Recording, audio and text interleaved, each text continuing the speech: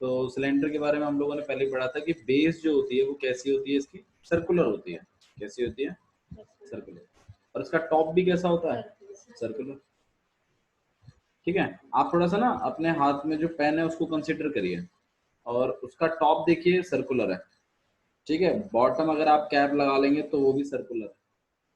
ठीक है, और जो हाथ में जो कर्व सरफेस है, ठीक है, दिस इज कर्व, ये भी एक तरीके से गोल ही है, अगर आप नोट डाउन करो तो इसको सही से, है ना। अगर आपको ये अभी भी समझ में नहीं आ रहा है तो आप, अच्छा सर्कल का वैसे एरिया क्या होता है? पाई आर स्क्वायर, सही है ना। अच्छा जी, तो ऐसे ही ऊपर वाले का भी क्या होगा? पाई आर स्क्वायर। अच्छा जी। अच्छा, थोड़ा सा ना इसको बनाते हैं, सिलेंडर को कैसे बनाइए। मुझे एक बात बताइए, अगर एक रेक्टेंगुलर शीट है मेरे पास और एक पेपर ले लीजिए, ठीक है, पेपर कंसिडर करिए, एक पेपर कंसिडर करिए, और अगर मैं इस पेपर को फोल्ड कर दूं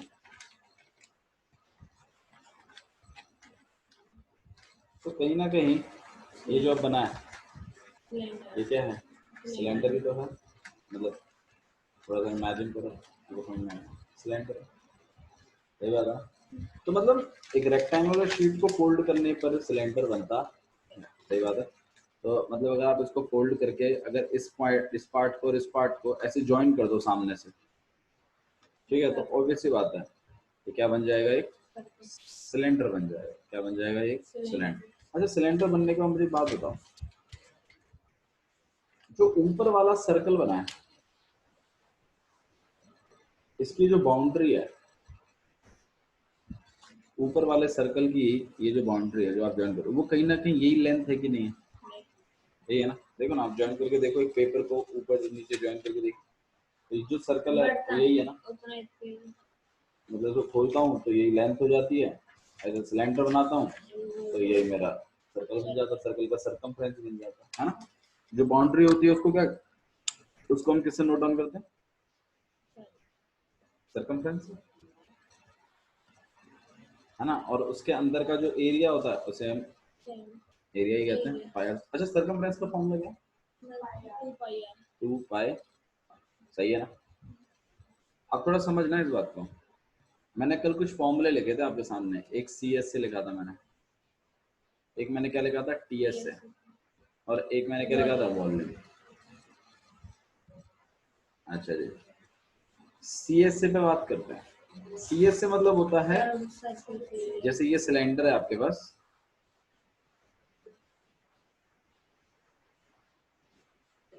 ये सिलेंडर है, तो इसका ये कर्व वाला पार्ट होता है कि नहीं होता? ये बताया था ना मैंने।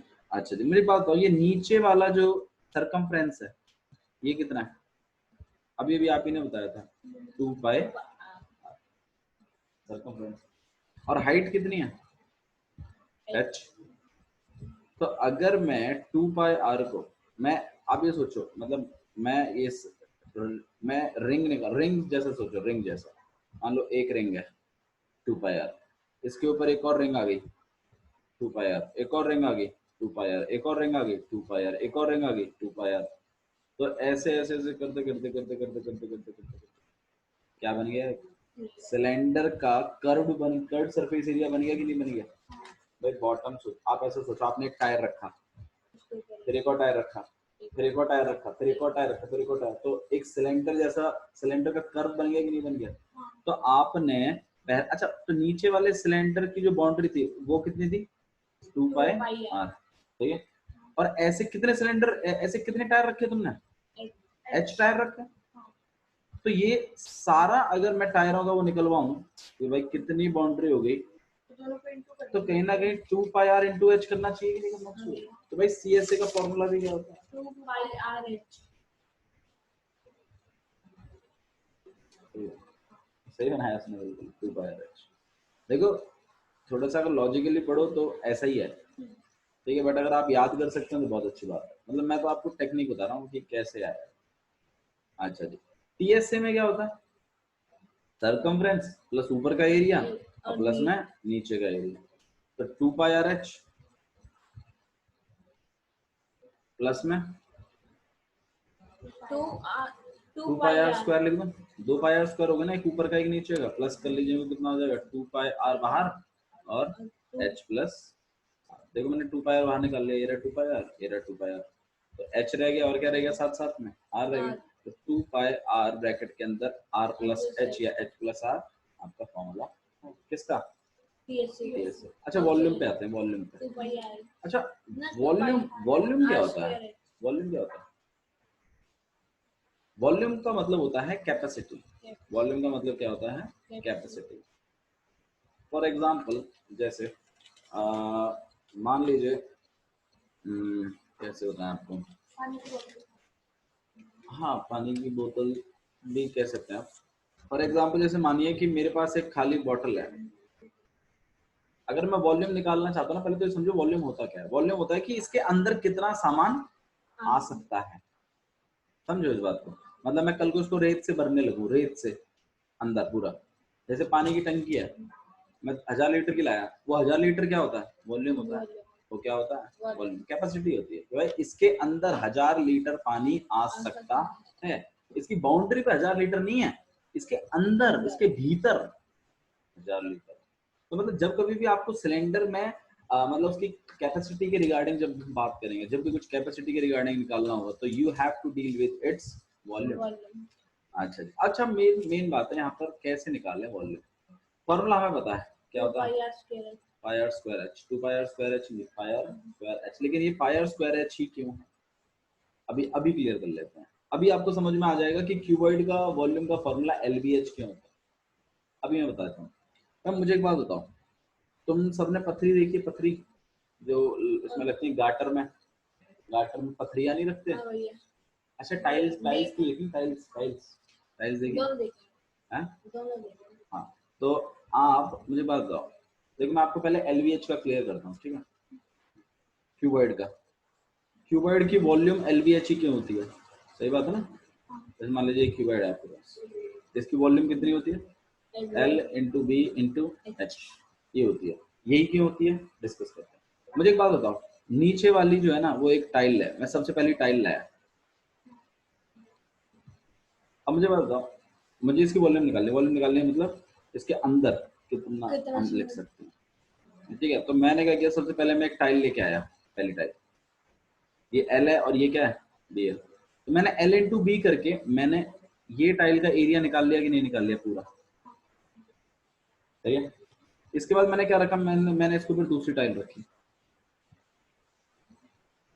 फिर मैंने उसका एरिया निकाला, उसका एरिया क्या होगा एल बी, सही है ना। अच्छा ऐसी ऐसी मैंने कितनी टाइल रखी, एच टाइल रखी,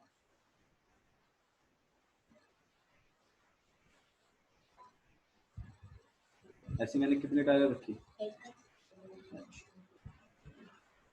और अगर मैं इन सब का एरिया निकाल लूँ तो कहीं ना कहीं वॉल्यूम निकल जाएगी कि नहीं निकलेगी, तो मैंने नीचे वाली का निकाला एल बी, और ऐसी एच टाइल्स थी, मैंने मल्टीप्लाई कैसे कर दिया एच से, तो मेरा फॉर्मूला क्या बन गया वॉल्यूम का, एल बी एच, बात क्लियर है।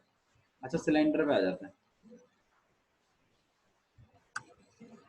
तुम सब रोटी रोटी तो खाते ही हो, कैसरोल भी जानते हो जिसमें रोटियां रखते हैं, क्या बोलते हो तुम लोग, फॉइल पेपर नहीं कहते उसको, कटोरदान कहते हैं हिंदी में, तो इंग्लिश में उसको कैसरोल कहते हैं, जिसमें रोटी गर्म रहती है, हॉट केस बोलते हो तुम लोग, हाँ वैसे कैसरोल भी कहते हैं उसको।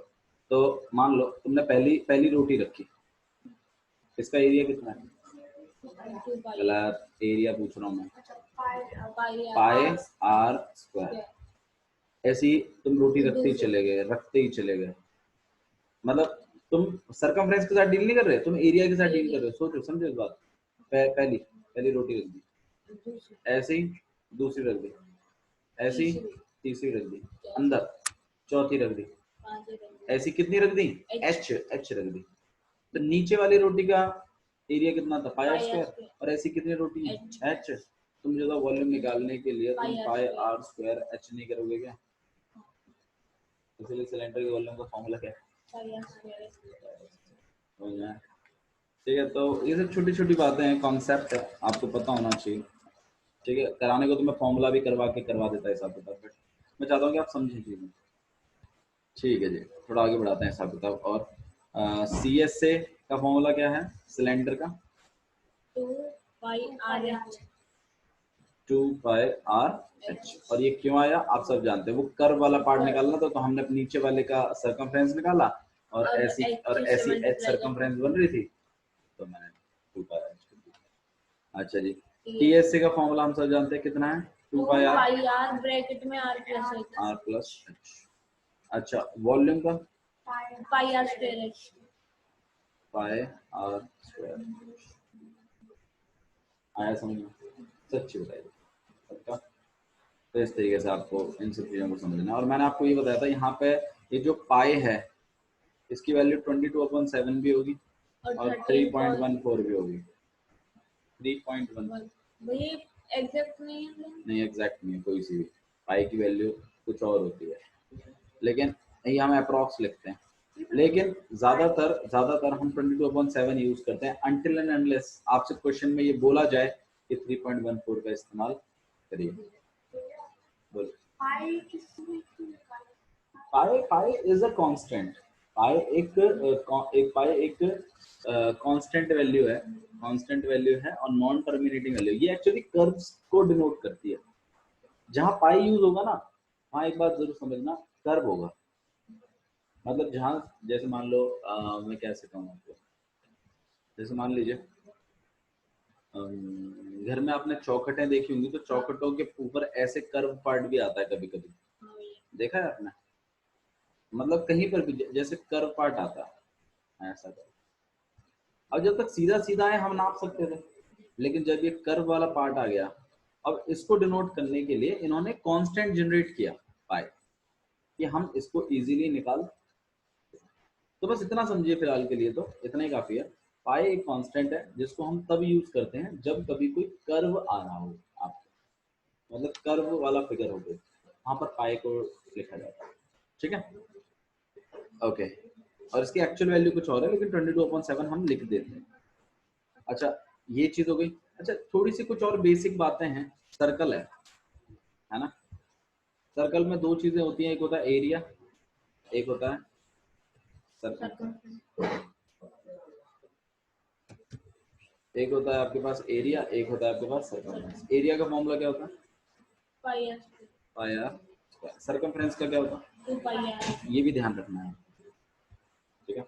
अच्छा जी, यहाँ पर एक लॉजिक भी है। लॉजिक यहाँ पर ये है कि अगर मैं आपको एरिया दे दूं तो आप आर निकाल सकते हैं, बड़ी आसानी से निकाल सकते हो ना। पाई को उधर भेज दोगे, स्क्वायर को अकेला कर दोगे, आर को अकेला कर दोगे, रूट चढ़ा दोगे, हो जाएगा। ठीक है, अच्छा जी।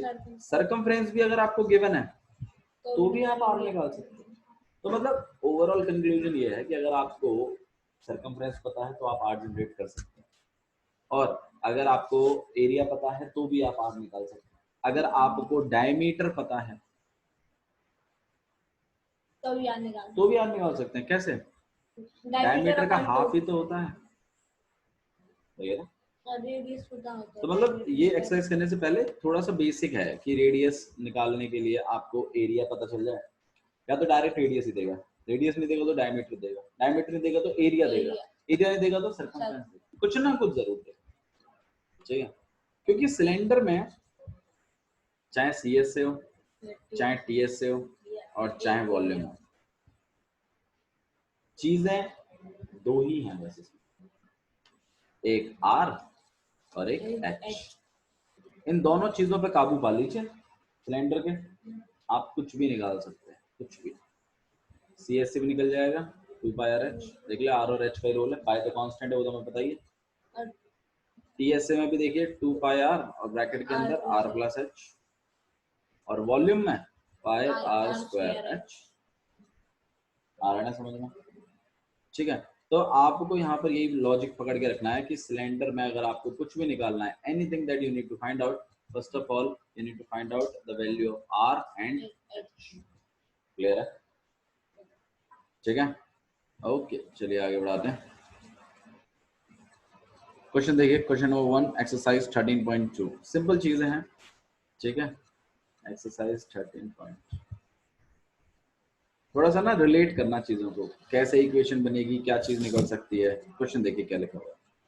क्वेश्चन नंबर 1, क्वेश्चन नंबर 1 लिखा हुआ है curved surface area of right circular cylinder. Right circular cylinder से घबराने की जरूरत नहीं है, इसका मतलब है सर्कुलर सिलेंडर ही है, सीधा खड़ा हुआ, जिसकी हाइट 14 सेंटीमीटर है, 88 centimetre square. CSA of cylinder of height 14 centimetre is 88 centimetre square. अब मुझे बात बताइए 88 सेंटीमीटर स्क्वायर क्या है? 88 सेंटीमीटर स्क्वायर क्या है? गलत। CSA कैसे पता चला? नहीं, क्योंकि पीछे यूनिट क्या लिखी हुई है, सेंटीमीटर स्क्वायर है, इसका मतलब एरिया। और यहाँ जो बातें चल रही हैं या तो CSA की बात चल रही है या तो हाइट की बात चल रही है। क्लियर इंडिकेशन आ रहा है कि सेंटीमीटर जो लिखा है वो हाइट के लिए लिखा है और सेंटीमीटर स्क्वायर जो लिखा है वो एरिया के लिखा है, एंड वो एरिया से एक ही है यहाँ पर, दैट इज CSC। आया समझ में? ठीक है, तो ये सब छोटी छोटी बातें जो आपको क्लिक होती रहनी चाहिए। ठीक है, of the base of the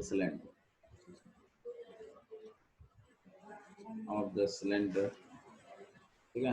अब पाई की वैल्यू आपको 22/7 अज्यूम करने के लिए बोली गई है। क्वेश्चन सॉल्यूशन देखते हैं, सॉल्यूशन देखते हैं।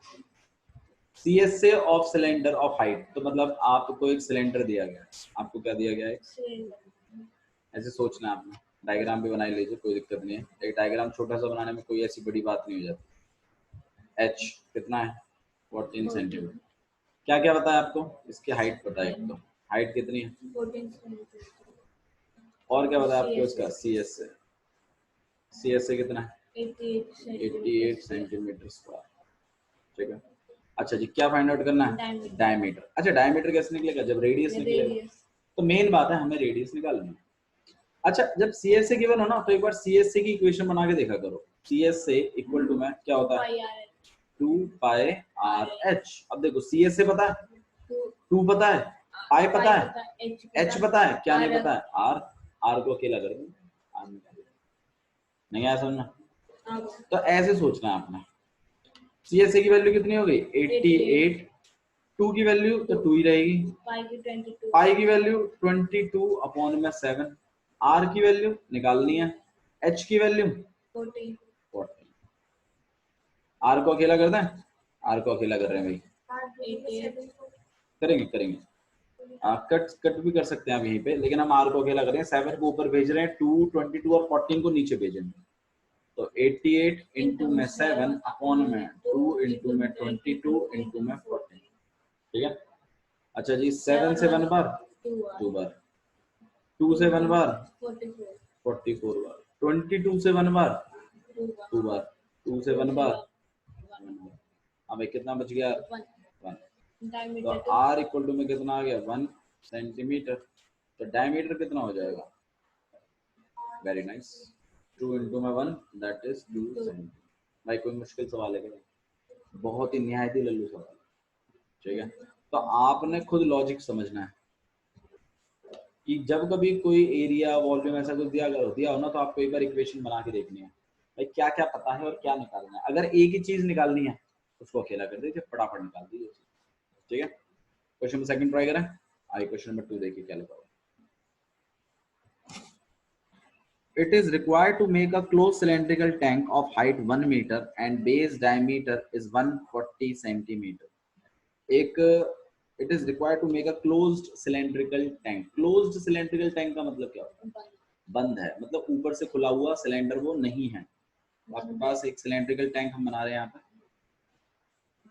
मैंने एक सिलेंड्रिकल टैंक बनाया, ठीक है, और वो बंद है, और वो क्या है? बंद है। चलो ठीक है, जिसका बेस का डायमीटर 140 है, इसका बेस का डायमीटर अगर मैं कहूँ तो 140 सेंटीमीटर लिखा हुआ है क्वेश्चन में। ठीक है, और हाइट जो है वो 1 मीटर है।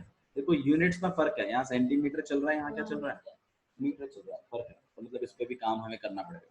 अच्छा जी, how many square tiles of the sheet are required for the same. बोला इसको बनाने के लिए मुझे कितनी सेंटीमीटर स्क्वायर शीट लगेगी? कितनी सेंटीमीटर स्क्वायर नहीं, मीटर स्क्वायर शीट लगेगी। भैया तो मतलब हमें सेंटीमीटर को मीटर में करना है, तो हमारा जो आंसर आना चाहिए वो मीटर स्क्वायर में आना चाहिए, ना कि सेंटीमीटर स्क्वायर में। ध्यान रखिए इन बातों। तो शुरू करें, सिंपल है मेरे ख्याल से। अच्छा निकालेंगे क्या? गलत, टीएस से निकालेंगे।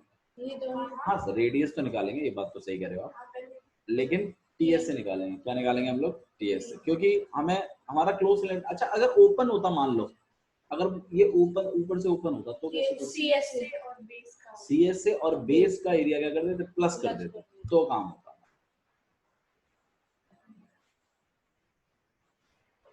हाँ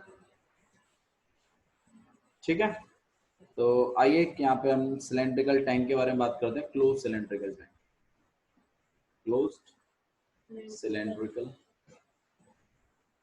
टैंक, ठीक है। इसके बारे में यहाँ लिख दिया करो ऊपर कि हम इसके बारे में बात कर रहे हैं। हाँ भैया, इसका डायमीटर कितना है? 140, रेडियस 70, 140 सेंटीमीटर। रेडियस कितनी हो जाएगी? 70 सेंटीमीटर। मैंने बताया था ना, सिलेंडर का कुछ भी निकालने के लिए रेडियस और हाइट पे काबू चाहिए, तो आपको डायमीटर दिया। देखो एक तरीका मैंने बताया था ना, टाइप 1 है, डायमीटर दे दिया, रेडियस निकालो।